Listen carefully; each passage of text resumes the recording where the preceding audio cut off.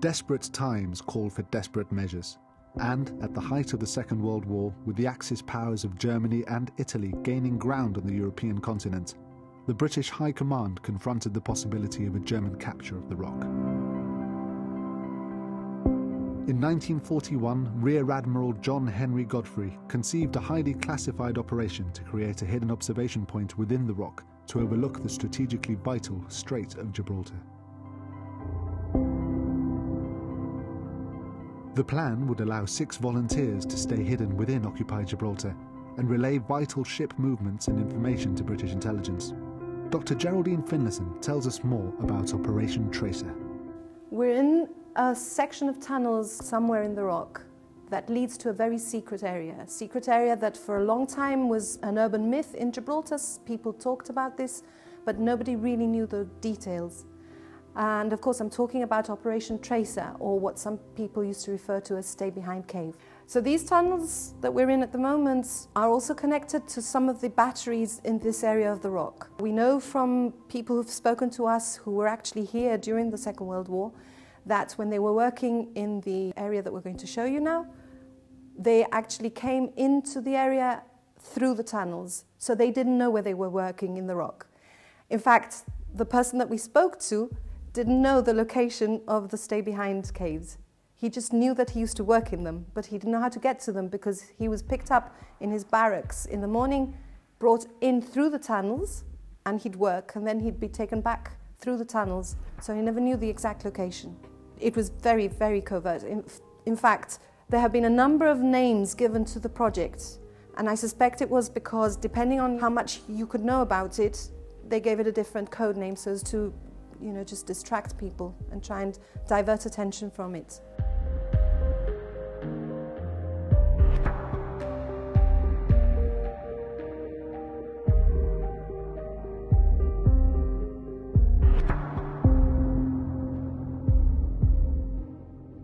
This is one of the tunnels that has been clad in corrugated iron. It's to prevent any debris from falling on people as they're walking through. It would have been an access tunnel. The Gibraltar caving group, as they were walking along one of these tunnels one day, they suddenly realized that instead of having the wind in their faces or in their backs coming along the tunnel, the wind was suddenly coming out of the side of the tunnel, and that was unexpected. It's meant to be solid rock on either side of the tunnel. So that's when they thought, let's investigate, because they already knew that there was this talk about these caves or these rooms hidden and secreted somewhere in the rock. And they were on the lookout for these. And it was somewhere in this part of the tunnel that they decided to investigate. And so they removed part of the cladding from the side, and they found this opening. And they also found these bricks here. Now, this isn't entirely unexpected. Sometimes when the tunneling opened out an area that was very unstable, it would get bricked up and the tunnelers would carry on in a different direction. But this is very close to an intersection, it's very close to an opening, and it didn't feel right, and they decided that this would be a good idea to explore it further. In late 1997, after 2 long years of searching, members from the Gibraltar Caving Group discovered the mythic Stay Behind Cave. The walls were stripped back, and the classified aims of Operation Tracer were known after over 50 years of absolute secrecy. So we're standing here in the entrance to the complex. It's important to talk here a little bit about the background of it, because there's a lot going on in this corridor, believe it or not. During the war, when it was obvious that Gibraltar was now safe because the North Africa invasion had happened and the focus of the war had moved away from here. And the decision was taken to seal up these chambers, and it was top secret, very classified, and in fact it was classified until well into the time when it was rediscovered. The corridor here is interesting because if you look at these structures, which look a bit like a rock, but if you look closely at them, you can make out the shape of a sack. And these are actually solidified sacks of cement. You can also see there's quite a lot of bricks. And if you look at the floor of the tunnel, most tunnels are rock, as you'd expect them to be, or maybe they have a bit of cement laid over them to make it easier to walk along. But this tunnel has loose rubble in this part, because if any of the people staying behind in these cave systems would have died, there was provision for them to have been embalmed and then buried in this part of the tunnel. The other reason for the bricks and the cement is that once they were sealed into the cave system, they themselves would then make another wall inside the one that had just been built, so that if anybody was suspicious and tried to dig in through the first wall, they would come across a second wall and hopefully give up as something that had been sealed because it was unsafe. The other thing that you see as we walk that way, that there's a proper doorway. And what happened was when that door rotted away and fell, that let in the draft that suddenly started coming out of the side of the tunnel, which led to its discovery.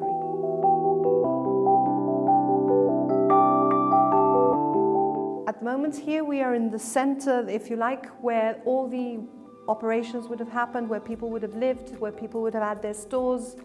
They would have slept here as well. So this would have been the main living area.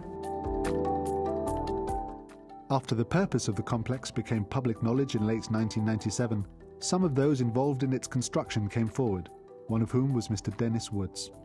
Dennis had been posted in Gibraltar during the war. He'd worked in these tunnels and he'd been sworn to secrecy. Being a gentleman and being somebody who was very trustworthy, he never mentioned a word about this to anybody. And it was only when he saw that this was in print and that the secret was out, so to speak, that he mentioned it to his son. Now, his son then got in touch with the Gibraltar Museum and we arranged for Mr. Woods to come out to Gibraltar to visit the caves. And he gave us a huge amount of information. So he was a mason, and one of the jobs that he was doing in these tunnels was to do the plastering. He told us about how difficult it was to plaster. Because of the damp, the plaster wouldn't stay on the walls.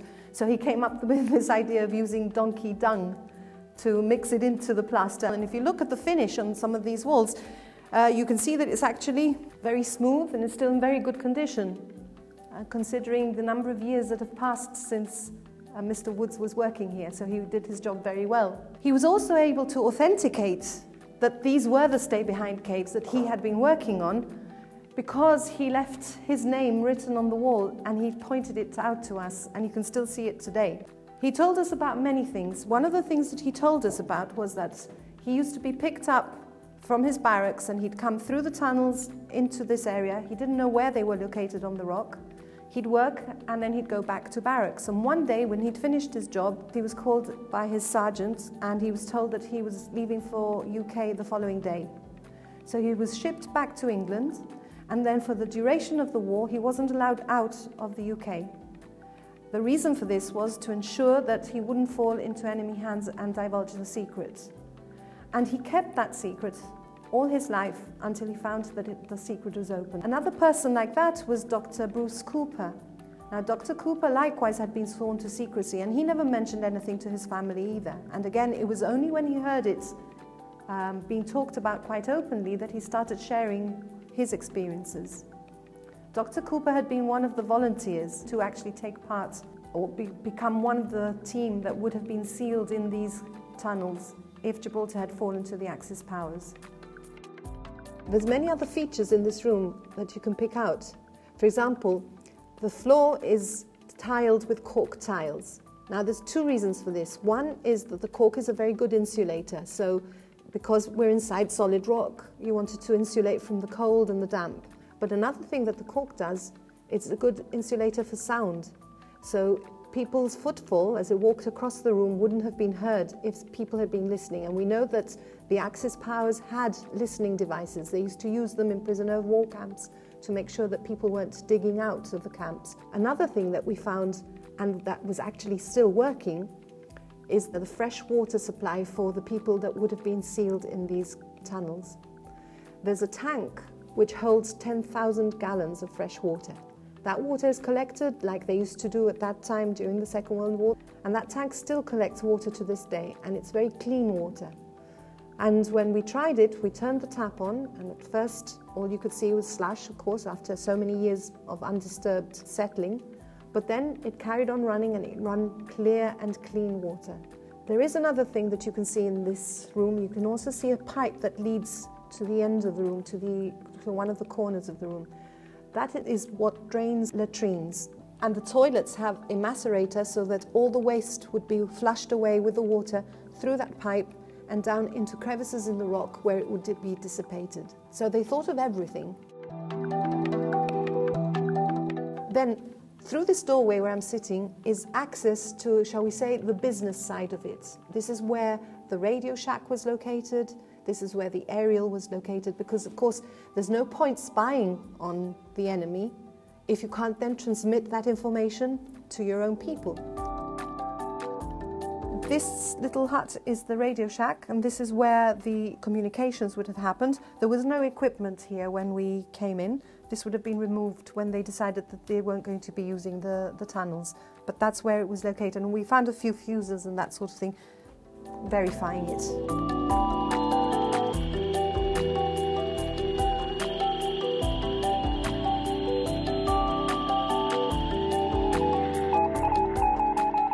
The Radio Shack is just there, and located in this general area was a bicycle, and instead of having a metal chain, bicycle chain, it had a leather thong.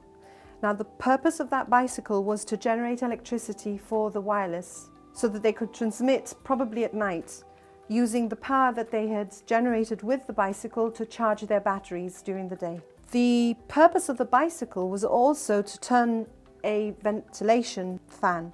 It seems as if they've used a fan from the radiator of a car, and this would have been attached to the back wheel of the bicycle and would have got the air circulating through this ventilation shaft. And on this side of the steps you can see the aerial that would have been extended at night. I'm assuming at night, and everyone I've spoken to assumes it's at night because it would be least likely to be seen, even though the ledge out there is under an overhang, so you can't see it from the top of the rock. This here is one of the observation points. Now, at the moment, there's a lot of vegetation in the way because obviously it's overgrown over the years. But there's a ledge on the outside. I've actually been out there. It's not recommended because it's a sheer drop all the way down to Sandy Bay, I think, or Catlin Bay. It would have provided a very good vantage point for any of the shipping movements on the eastern side of the rock.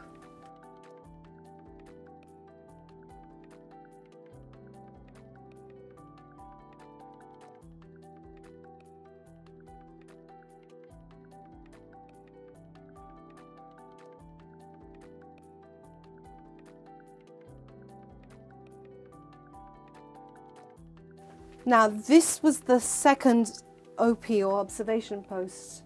This is a completely different kettle of fish. This was the dangerous one. This is the one where you could have potentially had people on just a few feet away from you. So this is the one that they had to have the greatest care over. We know that there's evidence that there was probably a curtain hanging here, so that as people are approached, maybe with their lights on, they wouldn't be seen from outside. Presumably they would have turned their lights off before removing the curtain and coming through into the area where they were going to observe.